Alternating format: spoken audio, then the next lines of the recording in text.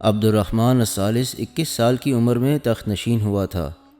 اس کے دادا امیر عبداللہ نے اپنے بے شمار بیٹوں کی موجودگی میں اپنے پوتے عبد الرحمن کو ولی عہد سلطنت قرار دیا تھا۔ امیر عبداللہ نے عبد الرحمن الثالث کی تعلیم و تربیت میں کوئی کسر نہ اٹھا رکھی تھی۔ اگرچہ عبد الرحمن الثالث کے کچھ چچا اور دوسرے عزیز و اقارب استحقاق اور تجربے میں اس سے بڑھے ہوئے تھے، لیکن اس کی تخت نشینی پر کسی نے کوئی شورش یا بغاوت کھڑی نہ کی۔ کہتے ہیں کہ عبد الرحمن الثالث کا رنگ گورا، آنکھیں نیلی تھیں، قد بڑا مناسب اور گفتار بڑی شیریں تھی۔ وہ بڑا رحم دل اور سلیم الطبع انسان تھا۔ تخت پر بیٹھتے ہی اس نے اپنی رعایا پر جو ناجائز ٹیکس تھے وہ سب معاف کر دیے اور اعلان کر دیا کہ جو سرکش اور باغی سردار فوراً اس کی وفاداری کا حلف اٹھائیں گے ان کی خطاؤں کو معاف کر دیا جائے گا، اس لیے کہ امیر عبد الرحمن الثالث کی تخت نشینی سے پہلے مسلمانوں کا امیر عبداللہ تھا۔ امیر عبداللہ کی حکومت صرف قرطبہ شہر اور اس کے نواح تک محدود ہو کر رہ گئی تھی۔ شمال میں عیسائی سلطنتیں طاقت اور قوت پکڑ چکی تھیں، جبکہ خود مسلمانوں کی سلطنت کے اندر جگہ جگہ بغاوتیں کھڑی ہو چکی تھیں۔ باغیوں اور شورش برپا کرنے والوں نے بڑے بڑے شہروں میں اپنی اپنی خود مختار حکومتوں کا اعلان کر رکھا تھا۔ امیر عبد الرحمن الثالث نے تخت نشین ہوتے ہی منادوں کے ذریعے اپنی سلطنت کے اندر اعلان کروا دیا کہ اب بغاوتیں کھڑی کرنے کا کوئی موقع نہیں۔ جو باغی بغاوت ختم کر کے اطاعت کا اعلان کرے گا اسے کچھ نہیں کہا جائے گا، اور جو ایسا نہیں کرے گا اسے سختی سے کچل کر اطاعت اور فرما برداری پر مجبور کیا جائے گا۔ اس کے بعد وہ اپنے لشکر کو لے کر باغی سرداروں کی سرکوبی کے لیے نکلا۔ جس شہر کا بھی اس نے رخ کیا عوام نے اس کا استقبال کیا، اس لیے کہ جس وقت وہ ولی عہد تھا تب سے ہی لوگ اسے اس کی عادات، اس کی شجاعت اور اس کے خلوص کی وجہ سے پسند کرتے تھے۔ اس کے لشکری اپنے امیر پر ہر وقت جان نثار کرنے کے لیے تیار رہتے تھے۔ تخت نشین ہونے کے بعد امیر عبد الرحمن الثالث نے سب سے پہلے جنوبی علاقے کی طرف توجہ کی۔ کچھ نے ویسے ہی اطاعت کر لی اور کچھ کو اس نے بزور شمشیر اپنا فرما بردار بنایا۔ اس کے بعد اس نے بڑے شہر اشبیلہ کی طرف توجہ دی، جہاں امیر عبد الرحمن الثالث کے آباء و اجداد میں بڑی بڑی بغاوتیں اٹھ چکی تھیں اور وہ مرکز کے باغی ہو چکے تھے۔ اشبیلیہ کے خود سر اور باغی سرداروں میں ابراہیم بن حجاج سر فہرست تھا۔ جب امیر عبد الرحمن تخت نشین ہوا تو ابراہیم بن حجاج کا انتقال ہو گیا۔ اس کے انتقال پر اس کا بڑا لڑکا عبد الرحمن جانشین ہوا اور چھوٹا لڑکا محمد بن ابراہیم کرمونا شہر کا حاکم بنا۔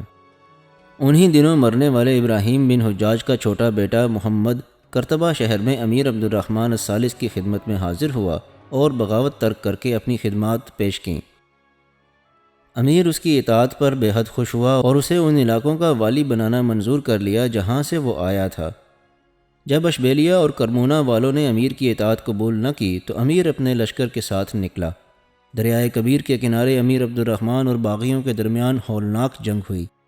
اس جنگ میں امیر نے باغیوں کو کچل مسل کر رکھ دیا، یہاں تک کہ آگے بڑھتے ہوئے امیر کے لشکر نے اشبیلیہ شہر کا محاصرہ کر لیا۔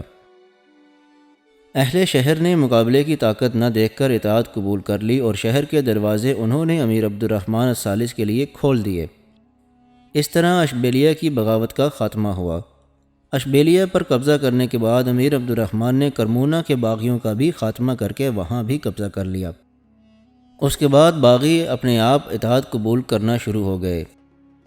کوہستان باغا میں ابن مستنہ کا ایک لڑکا باغی تھا اور ایک قلعے پر قبضہ کیے ہوئے تھا۔ وہ بھی امیر کی خدمت میں حاضر ہوا اور اطاعت اختیار کر لی۔ صوبہ البیرہ میں بنی سلب کے بربر سرکشی اختیار کیے ہوئے تھے۔ امیر نے جب تحکمانہ انداز میں ان کی طرف پیغام بھجوایا تو انہوں نے بھی ہتھیار ڈال دیے اور اطاعت قبول کر لی۔ اس کے بعد صوبہ بلنیہ کے بڑے بڑے باغیوں نے بھی امیر کی اطاعت اختیار کی۔ اسی سال امیر نے بنو قسی کا رخ کیا۔ یہ بھی بڑے باغی اور سرکش تھے۔ انہیں بھی امیر نے اطاعت پر مجبور کیا اور ان میں سے جو باقی بچے انہیں امیر نے اپنے لشکر میں شامل کر لیا۔ اس کے بعد ایک اور جنگجو قبیلے زنون کو بھی مطیع اور فرما بردار بنا لیا۔ اپنی مملکت کی اندرونی بغاوتوں کو ختم کرنے کے بعد امیر عبد الرحمن الثالث نے بیرونی دشمنوں کی طرف توجہ دی۔ اس وقت لیون کا حاکم اور بادشاہ اوردینو تھا، جس نے اچانک مسلمانوں کی ابتری دیکھتے ہوئے مسلمانوں کے ایک شہر ناجرہ پر قبضہ کر لیا تھا۔ دوسری طرف نبرہ کے بادشاہ شانجہ نے بھی پرزے دکھائے اور اس نے لیون کے بادشاہ اور ڈینو کی پیروی کرتے ہوئے مسلمانوں کے شہر بقرہ پر حملہ کیا۔ شہر کی اس نے اینٹ سے اینٹ بجا دی اور شہر کے اندر جس قدر مسلمان تھے ان کا اس نے خوب قتل عام کیا۔ امیر عبد الرحمن کو جب ان حالات کی خبر ہوئی تو وہ سخت برہم ہوا۔ وہ ایک لشکر لے کر نکلا۔ امیر عبد الرحمن نے دونوں عیسائی مملکتوں کے خلاف ایسی لشکر کشی کی کہ جگہ جگہ انہیں بدترین شکستیں دیں۔ نبرہ کے بادشاہ شانجہ نے کئی مواقع پر کوہستانی دروں اور وادیوں کے اندر امیر عبد الرحمن الثالث کی راہ روکنا چاہی، لیکن ہر موقع پر امیر نے اسے بدترین شکستیں دیں اور شانجہ کو نقصان اٹھا کر پسپا ہونا پڑا، یہاں تک کہ امیر عبد الرحمن اپنے لشکر کے ساتھ پیش قدمی کرتا ہوا نبرہ کی عیسائی مملکت کے مرکزی شہر بمبلونہ جا پہنچا۔ اس نے اس شہر کا محاصرہ کر لیا اور اس قدر زوردار حملے کیے کہ شہر کا جو محافظ عیسائی لشکر تھا وہ اس کا مقابلہ نہ کر سکا۔ بزور قوت امیر عبد الرحمن شہر میں داخل ہوا اور شہر کے اندر جس قدر دفاعی استحکامات تھے امیر عبد الرحمن نے وہ سب گرا کر ملیہ میٹ کر کے رکھ دیے۔ جب امیر بزور قوت بمبلونہ شہر میں داخل ہوا تو بادشاہ شانجہ اور اس کی بیوی تھیوڈورا نے امیر عبد الرحمن کی خدمت میں حاضر ہو کر اپنے گزشتہ کاموں کی معافی مانگی اور آئندہ امیر کا مطیع اور فرما بردار رہنے کا وعدہ کیا۔ اس دوران جب امیر عبد الرحمن لیون کی سلطنت کے خلاف حرکت میں آنا چاہتا تھا تو سلطنت کے اندر ایک انقلاب برپا ہو گیا۔ پہلے وہاں کا بادشاہ اور ڈینو تھا، وہ اس وقت ہی فوت ہو گیا جس وقت امیر عبد الرحمن نبرہ کی سلطنت کے خلاف حرکت میں آیا تھا۔ اس کے بعد اس کا جانشین اس کا بھائی فردیلا ہوا، لیکن وہ بھی مر گیا۔ فردیلا کے مرنے کے بعد پہلے بادشاہ اور ڈینو ثانی کے دو بیٹوں شانجہ اور افونش میں تخت نشینی کے لیے جھگڑا پیدا ہو گیا۔ نبرہ کے بادشاہ شانجہ نے افونش کی مدد کی، اس لیے کہ افونش شانجہ کا داماد تھا، لہٰذا افونش لیون کا حکمران بن گیا۔ شانجہ اور افونش کا ایک اور بھائی رومیر تھا، وہ بھی نبرہ کے بادشاہ شانجہ کا داماد تھا۔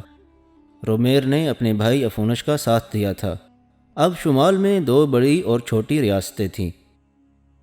بڑی ریاستوں میں سے ایک نبرہ جس کا بادشاہ شانجہ تھا، دوسری لیون جس کا بادشاہ اب افونش کا بھائی شانجہ بن گیا تھا، جبکہ کشتالیہ کا علاقہ جو ایک طرح سے لیون کی سلطنت کے تحت ہی شمار کیا جاتا تھا، وہاں کا حاکم گونزالیس تھا، لیکن اب گونزالیس لیون کی فرما برداری ترک کر کے ایک طرح سے خود مختاری حاصل کرنے کے لیے پرزے نکال رہا تھا۔ جس وقت امیر عبد الرحمن الثالث نے احمد بن یعلا کو باقاعدہ طور پر ایک سالار کی حیثیت سے اپنے لشکر میں شامل کیا تھا، اس وقت تک امیر نے نہ صرف شمال کی عیسائی ریاستوں کو ایک دفعہ اپنے سامنے جھکنے پر مجبور کر دیا تھا، بلکہ دو شہروں بطلیوس اور تلیتلا کو چھوڑ کر باقی سارے شہروں اور ان علاقوں کو جہاں جہاں بھی باغیوں نے سرکشی کی تھی انہیں اپنا مطیع اور فرما بردار بنا کر اپنی سلطنت کو پہلے جیسی وسعت دے دی تھی۔ امیر عبد الرحمن الثالث کے دادا عبداللہ کے دور میں جہاں مسلمانوں کی حکومت کرتبہ شہر کے گرد و نواح میں رہ گئی تھی، وہاں امیر عبد الرحمن الثالث کی لگاتار جد و جہد اور کوشش سے سلطنت کی حدود جنوب میں سمندر اور شمال میں عیسائی سلطنتوں تک جا پہنچی تھی۔ اب امیر عبد الرحمن الثالث کے سامنے دو بڑے شہر تھے جو ابھی تک سرکشی اختیار کیے ہوئے تھے، ایک بطلیوس اور دوسرا تلیتلا۔ ان دونوں میں سے امیر عبد الرحمن نے پہلے بطلیوس کا رخ کیا۔ مورخین لکھتے ہیں کہ بطلیوس دراصل مسلمانوں کا ہی بسایا ہوا ایک شہر تھا۔ بطلیوس خود عربی لفظ نہیں ہے، اس لیے عام خیال یہ کیا جاتا ہے کہ جہاں مسلمانوں نے یہ بطلیوس نام کا شہر بسایا وہاں پہلے سے ہی کوئی شہر آباد تھا جس کا نام تو کوئی اور تھا، لیکن مسلمانوں نے اسے بطلیوس کا نام دیا۔ باوجود کوشش کے ابھی تک یہ معلوم نہیں ہو سکا کہ بطلیوس آباد کرنے سے پہلے وہاں کون سا شہر آباد تھا، اور اگر آباد تھا تو اس کا نام کیا تھا۔ بطلیوس شہر کے نواح میں ایک انتہائی مضبوط اور مستحکم فصیل تھی۔ اس کے علاوہ شہر پناہ کے گرد 3 بڑی بڑی خندقیں تھیں، جن میں سے ایک کی سطح دوسری سے اونچی رکھی گئی تھی۔ ان میں سے 2 خندقیں ہمیشہ خشک رہتی تھیں اور ایک میں پانی بھر دیا جاتا تھا، لہٰذا ان تینوں خندقوں کو عبور کر کے شہر کو فتح کرنا ایک طرح سے محال اور ناممکن خیال کیا جاتا تھا۔ ان خندقوں کو بھرنے کے لیے پانی قریب ہی بہنے والے دریائے آنا سے لیا جاتا تھا۔ اس شہر کے قریب دریائے آنا مغرب کی طرف خم کھاتا تھا۔ یہ دریا بھی عجیب و غریب تھا، بعض موسموں میں پانی کی اس قدر قلت ہو جاتی تھی کہ بالکل خشک ہو جاتا تھا اور پانی نایاب ہو جاتا تھا۔ اس علاقے میں بارش کم ہوتی تھی، گرمی کے موسم میں سخت گرمی اور جاڑے کے موسم میں بے حد سردی پڑتی تھی۔ شمال اور شمال مغرب سے نہایت تیز ہوائیں چلتی تھیں، غلہ اور پھل کم پیدا ہوتے تھے۔ وہاں کے لوگ زیادہ تر مویشیوں کی پرورش کر کے اور تجارت کر کے گزر بسر کرتے تھے۔ جس وقت امیر عبد الرحمن الثالث بطلیوس پر حملہ آور ہونے کے لیے نکلا، اس وقت بطلیوس پر ایک نو مسلم خاندان کا شخص ابن مردان جلیکی حکومت کر رہا تھا، اور یہ گزشتہ 56 سال سے مسلمانوں کی حکومت کا باغی چلا آ رہا تھا۔ وہ سرکشی اختیار کیے ہوئے تھا اور آس پاس کی عیسائی مملکتوں کے ساتھ روابط رکھ کر مسلمانوں کے لیے نقصان کا باعث بنا ہوا تھا۔ اب اسی مردان جلیکی پر حملہ آور ہو کر اسے اپنا مطیع اور فرمانبردار بنانے کے لیے امیر عبد الرحمن نے اپنے لشکر کے ساتھ کوچ کیا تھا۔ ابن مردان جلیکی کو خبر ہوئی کہ اسے اپنا مطیع بنانے کے لیے امیر عبد الرحمن الثالث اپنا لشکر لے کر کرتبہ سے نکلا ہے اور اس پر حملہ آور ہوگا، تب اس نے یہ خبر سنتے ہی اسی وقت تیز رفتار قاصد لیون کی سلطنت کے بادشاہ افونش کی طرف روانہ کیے اور امیر عبد الرحمن الثالث کے خلاف اس سے مدد طلب کی۔ افونش اس پر فوراً تیار ہو گیا، اس لیے کہ ماضی میں امیر عبد الرحمن الثالث نے نہ صرف کئی مواقع پر لیون کی سلطنت کو شکست دی تھی، بلکہ نبرہ کی سلطنت پر حملہ آور ہو کر امیر نبرہ کی سلطنت کے مرکزی شہر بمبلونہ تک میں داخل ہو گیا تھا۔ نبرہ کا بادشاہ شانجہ کیونکہ افونش کا سسر تھا، لہٰذا افونش کو یہ بہترین موقع ملا کہ بطلیوس کے باغیوں کی مدد کر کے وہ امیر عبد الرحمن الثالث کے نقصان اور شکست کا باعث بن سکے۔ جب بطلیوس کے حاکم ابن مردان جلیکی کے قاصد لیون میں افونش کی خدمت میں حاضر ہوئے اور ابن مردان کی طرف سے اس کی مدد کی استدعا کی، تب افونش بڑا خوش ہوا۔ اس نے وقت ضائع نہ کیا، اسی وقت اس نے ایک بہت بڑا لشکر تیار کیا اور جس روز قاصد پہنچے اسی روز اس نے اس لشکر کا کماندار اپنے بھائی رومیر کو بنایا اور اسے فی الفور ابن مردان جلیکی کی مدد کے لیے بطلیوس کی طرف روانہ کر دیا۔ رومیر کے لشکر میں جہاں اس کی بیوی اور اس کی بیٹی کرسینہ شامل تھیں، وہیں اس کے لشکر میں افونش کے اور بھی کافی عزیز و اقارب شامل تھے جن کا تعلق شاہی خاندان سے تھا۔ رومیر جب اپنا لشکر لے کر بطلیوس کے قریب دریائے آنا کے کنارے پہنچا تو ابن مردان جلیکی نے اپنے رؤساء اور امراء کے ساتھ شہر سے نکل کر رومیر اور دوسرے شاہی افراد کا استقبال کیا۔ اس کے بعد رومیر اور ابن مردان علیحدہ ہو کر بیٹھے تاکہ امیر عبد الرحمن الثالث سے نمٹنے کے لیے لاہ عمل تیار کیا جا سکے۔ اس موقع پر گفتگو کا آغاز رومیر نے کیا اور ابن مردان کو مخاطب کر کے کہنے لگا، میں نے اس سے پہلے بطلیوس شہر نہیں دیکھ رکھا، بہتر ہوگا کہ آپ پہلے مجھے اس کے دفاعی استحکامات سے متعلق بتائیں، پھر میں آپ کے ساتھ مل کر فیصلہ کروں گا کہ ہمیں عبد الرحمن الثالث کو مار بھگانے اور شکست دینے کے لیے کیا منصوبہ بندی کرنا ہوگی۔ ابن مردان جلیکی نے جب شہر کے استحکامات کے علاوہ شہر کے اندر لشکر کی تعداد، رسد اور غلے کی مقدار، شہر کے ارد گرد 3 بڑی بڑی خندقوں، شہر کی فصیل کے اوپر بڑے بڑے مضبوط اور مستحکم برجوں کی تفصیل بتائی، تب رومیر بڑا خوش ہوا۔ ابن مردان جلیکی جب تفصیل بتا چکا تب کسی قدر خوشی کا اظہار کرتے ہوئے رومیر اسے مخاطب کر کے کہنے لگا، ابن مردان، شہر کے استحکامات کی جو تفصیل تم نے بتائی ہے اس سے میں اتنا خوش ہوا ہوں کہ اسے الفاظ میں بیان نہیں کر سکتا۔ جس وقت میں اپنے لشکر کے ساتھ بطلیوس شہر کی طرف بڑھا تھا، میرے دل میں طرح طرح کے وسوسات تھے کہ نہ جانے اس شہر کے دفاع کے کیا استحکامات ہوں گے، لیکن میں اب مطمئن ہوں۔ اب جو لاہ عمل عبد الرحمن کو شکست دینے کے لیے تیار کریں گے وہ کچھ اس طرح ہوگا۔ ابن مردان، تم اپنے پورے لشکر کے ساتھ شہر کے اندر رہنا، کوشش کرنا کہ شہر کا بڑا حصہ شہر کی فصیل کے اوپر برجوں کے اندر متعین رہے، اس لیے کہ عبد الرحمن کوشش یہی کرے گا کہ کسی نہ کسی طرح کہیں نہ کہیں سے خندقوں کو بھر کے اور انہیں عبور کر کے شہر پر حملہ آور ہونے کی کوشش کرے۔ میں اپنے حصے کے لشکر کے ساتھ شہر سے باہر رہوں گا۔ اب شہر کا محل وقوع بھی بہت اچھا ہے، قریب ہی دریائے آنا بہتا ہے۔ اس وقت تو میں دریا عبور کر کے بطلیوس شہر کی طرف آ گیا ہوں، لیکن تمہارے ساتھ گفتگو ختم کرنے کے ساتھ میں ایک بار پھر اپنے لشکر کے ساتھ دریا کے اس پار جاؤں گا، وہیں میں اپنے لشکر کا پڑاؤ قائم رکھوں گا۔ عبد الرحمن جب شہر پر حملہ آور ہونے کے لیے یہاں پہنچے گا تو اس کے خلاف ہم یہ طریقہ اختیار کریں گے کہ جب وہ شہر کی فصیل پر حملہ آور ہونے کی کوشش کرے گا یا کہیں سے خندقوں کو پار کرنے کا طریقہ وضع کرے گا، فصیل کے اوپر سے تمہارے لشکری اس پر سنگباری کے علاوہ تیز تیر اندازی کریں گے اور اسے اس کے کام کی تکمیل نہیں کرنے دیں گے۔ باہر کی طرف سے میں اپنی کارروائیوں کی ابتدا کر دوں گا۔ جو میرے رہنما مجھے یہاں تک لے کر آئے ہیں، انہوں نے مجھے چند میل پیچھے ایک پل کے ذریعے دریائے آنا کو عبور کروایا تھا۔ اس دریا کے متعلق میں نے سن رکھا تھا کہ یہ عموماً خشک رہتا ہے، لیکن اب میں نے دیکھا کہ اس میں پانی بھرا ہوا ہے، لیکن یہ کناروں تک بہہ رہا ہے۔ میں چاہتا ہوں کہ عبد الرحمن الثالث کے یہاں پہنچنے سے پہلے ایک لکڑی کا پل تعمیر کر لیا جائے۔ اس پل کے ذریعے میں اپنے لشکر کو دریائے آنا پار کرا کر حملہ آور ہوں گا۔ لکڑی کا یہ پل متحرک ہوگا، جامد نہیں ہوگا۔ اس کا وہ سرا جو دریا کے اس پار ہوگا، مضبوط رسوں کے ساتھ قریبی درختوں اور لوہے کے بڑے بڑے کھونٹوں کے ساتھ باندھ دیا جائے گا۔ پل کی لمبائی دریا کے پاٹ سے کچھ زیادہ رکھی جائے گی۔ عبد الرحمن کی آمد تک اس پل کے دونوں سرے دوسرے کنارے پر باندھ دیے جائیں گے، اور میں نے جب حملہ آور ہونا چاہا تو پل کے اوپر والے سرے کے رسے ڈھیلے کر دیے جائیں گے۔ اس بنا پر دریا کے ساتھ پل بہتا اس طرف کے کنارے سے آ لگے گا، کیونکہ وہ دریا کے پاٹ سے لمبا ہوگا، لہٰذا بہتا ہوا آگے نہیں جائے گا بلکہ کنارے کے ساتھ لگ کر رک جائے گا۔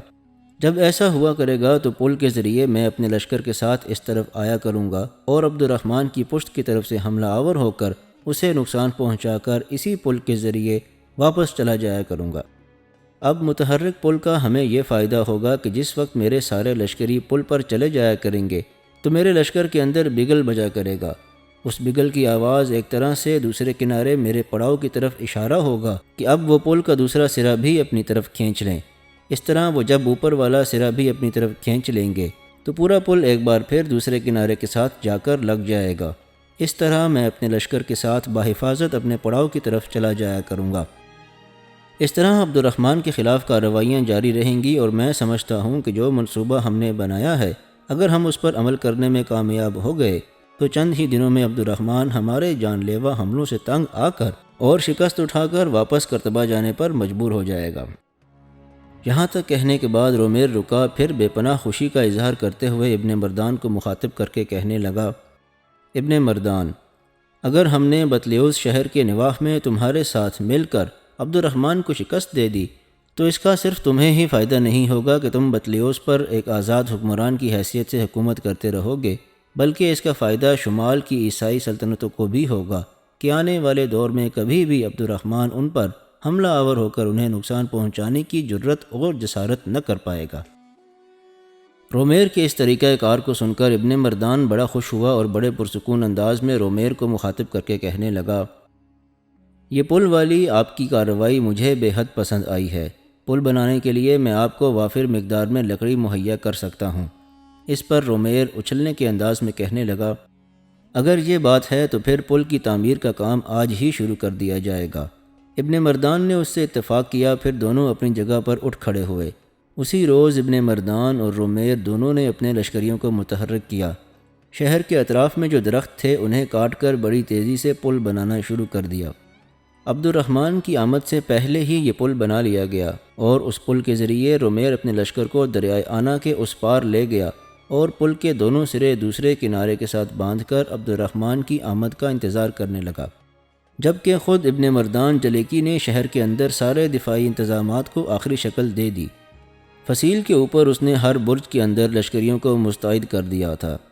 بطلیوس شہر کے گرد جو 3 بڑی خندقیں تھیں، ان میں سے پہلی جو 2 خندقیں تھیں وہ کسی قدر نیچی تھیں اور وہ خشک رکھی گئی تھیں۔ تیسری خندق قدرے اونچائی پر تھی، اور عبد الرحمن کی آمد سے پہلے ابن مردان جلیکی نے اس خندق کو پوری طرح پانی سے بھر دیا تھا۔ اب شہر کے اندر ابن مردان جلیکی اور شہر سے باہر دریائے آنا کے اس پار رومیر اپنے لشکر کے ساتھ بڑی بے چینی سے امیر عبد الرحمن الثالث کی آمد کا انتظار کرنے لگے تھے۔